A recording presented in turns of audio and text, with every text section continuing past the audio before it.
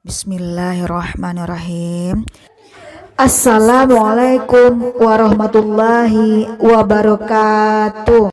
Apa kabarnya Ananda hari ini? Semoga Ananda selalu sehat dan tetap semangat dalam pembelajaran daring setiap harinya.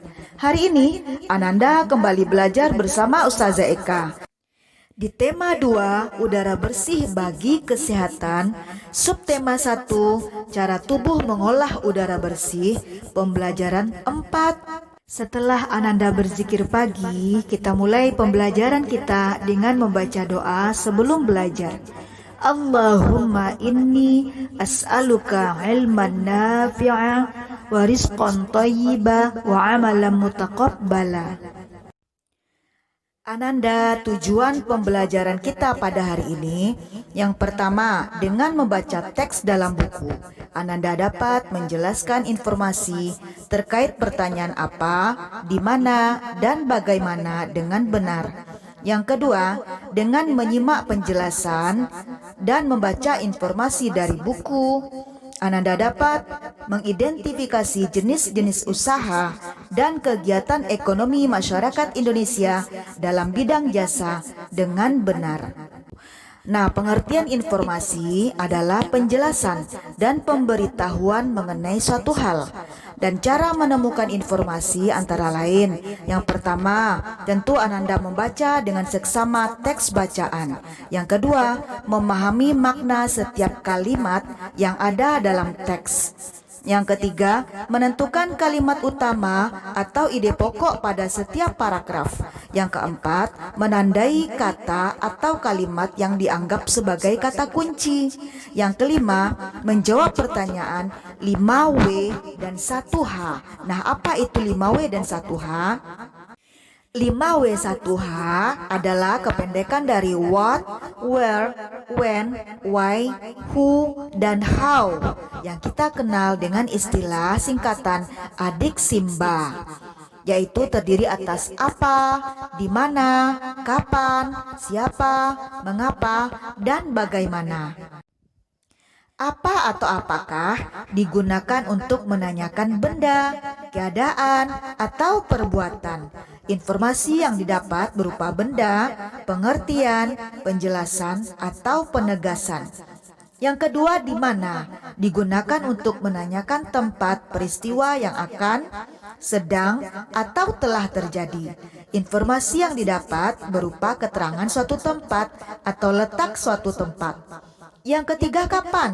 Kapan digunakan untuk menanyakan waktu peristiwa yang akan, sedang, atau telah terjadi. Informasi yang didapat berupa keterangan waktu seperti hari, tanggal, atau jam. Berikutnya, mengapa? Digunakan untuk menanyakan sebab atau alasan terjadinya suatu peristiwa. Informasi yang didapat berupa keterangan alasan terjadinya suatu hal dan biasanya menggunakan kata karena atau sebab. Siapa? Digunakan untuk menanyakan subjek atau orang. Informasi yang didapat berupa subjek atau pelaku. Sedangkan berapa menanyakan jumlah, suatu hal atau benda. Informasi yang didapat berupa angka. Yang terakhir, bagaimana? Bagaimana digunakan untuk menanyakan keadaan atau proses terjadinya suatu hal. Informasi yang didapat berupa penjelasan tentang keadaan atau proses terjadinya sesuatu. Nah, Ananda perhatikan teks berikut. Ada bermacam-macam jenis usaha yang memanfaatkan sumber daya alam, seperti pertanian, perkebunan, kehutanan, perikanan, dan pertambangan. Ada pula jenis usaha lain yang memanfaatkan sumber daya alam, yaitu usaha pariwisata. Nah, kali ini kita akan pelajari jenis usaha ini. Pariwisata merupakan salah satu contoh kegiatan ekonomi yang bergerak dalam bidang jasa. Bidang jasa berkaitan dengan pemberian layanan kepada konsumen. Nah, Ananda, kali ini kita akan belajar tentang usaha pariwisata. Coba perhatikan gambar berikut. Apa yang nampak? Ya, di sini merupakan suasana wisata Kali Adem. Suasana alam pegunungan dan panorama alam Indonesia yang elok. Nah, Ananda, mari kita baca teks berikut. Melihat jejak Merapi di Kali Adem. Kali Adem terletak di lereng Gunung Merapi di Yogyakarta. Dahulu tempat ini terkenal sebagai lokasi perkemahan yang asri.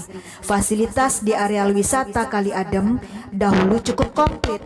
Ada pendopo, gedung pertemuan, kios-kios, warung, gardu pandang, lapangan untuk perkemahan, toilet, dan sebagainya.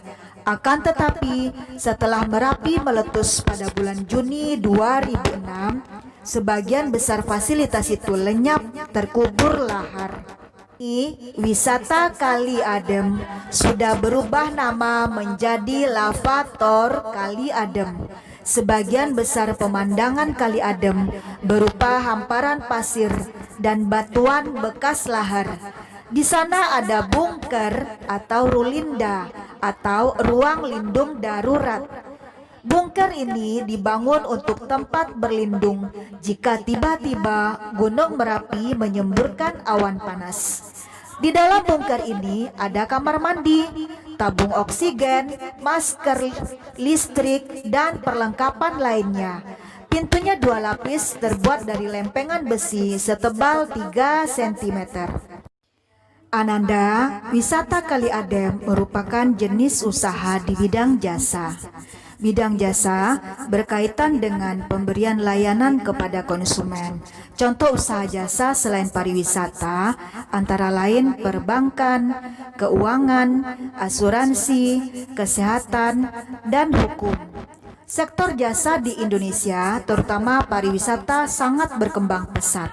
Pusatnya jasa pariwisata didukung potensi panorama alam Indonesia yang sangat elok.